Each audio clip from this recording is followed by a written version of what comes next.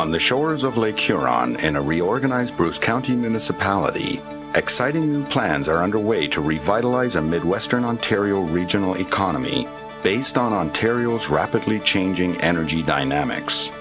Historically, industrialized economies worldwide have been driven by fossil fuels, and the growing use of petroleum products is now recognized to be a major contributor to climate change. Progressive governments and industries are now taking cleaner air more seriously than ever before, and car manufacturers have been actively developing zero-emission vehicles. Hydrogen technologies are paving the way for fuel cells to dominate the industry, and as early as 2004, cars powered by fuel cells will be on the market and available to consumers. And as the century closes, just as it did 100 years ago, in the midst of this dominating industrial power structure, a new technology is emerging. The technology of a new energy currency, hydrogen. We're going to see new technologies in metallurgy, we're going to see new technologies in chemical engineering, we're going to see new technologies in the energy field. Hydrogen is an important component of all of those new technologies as they are emerging. We make hydrogen and oxygen from water by using electricity in the process called electrolysis. The fuel cell is in effect the philosopher's stone, as I see it, which converts hydrogen back into electricity at high efficiency. This electricity drives electric transaxles and replaces the gasoline engine as the car's main power source. Hydrogen is used directly to operate fuel cells, and methanol is the carrier to store hydrogen in liquid form. We need a fuel that can be easily handled, easily dispensed, and is as safe as we can make it. It appears that the automotive industry is leaning heavily towards methanol as the intermediate fuel.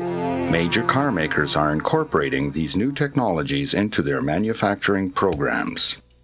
Canada is a major world leader in hydrogen-powered fuel cell technologies, and methanol enables the delivery of hydrogen in liquid form through existing channels of distribution. And the public are used to having a liquid fuel pumped into their car, the liquid gas.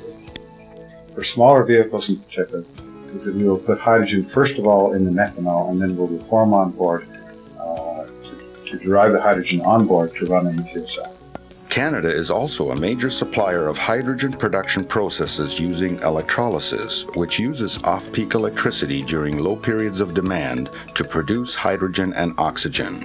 There is a cycle involved. Electricity is used when it is available and not required for other applications.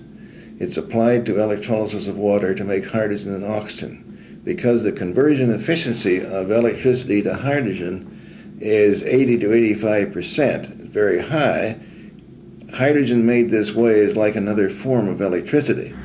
And storing large volumes will require large containment vessels very similar to the existing heavy water towers at the Bruce Nuclear Power Development. I believe that the human desire for a clean environment and a green planet will drive the hydrogen economy. I think the next century will see a return to nuclear energy as a major source of world energy.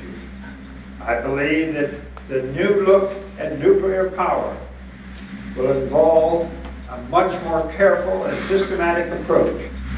Over 40 years ago, the first commercial CANDU reactor was developed in Midwestern Ontario at Douglas Point by Atomic Energy of Canada Limited and Ontario Hydro.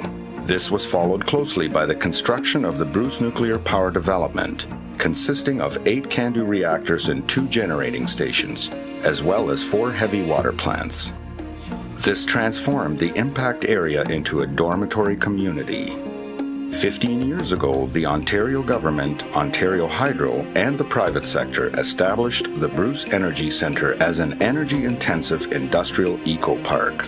The goal was to use favorable energy rates for local industries because of its close proximity to the Bruce Nuclear Power Development, which was supplying over a third of Ontario's total electricity demand.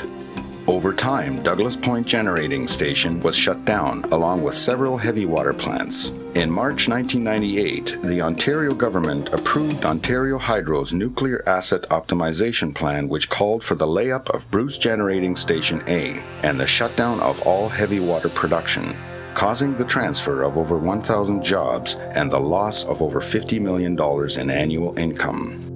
The advantaged electricity rates to the Bruce Energy Centre had been terminated, and long-term steam rates could not be negotiated. As a result, the survival of the Bruce Energy Centre's industries became uncertain.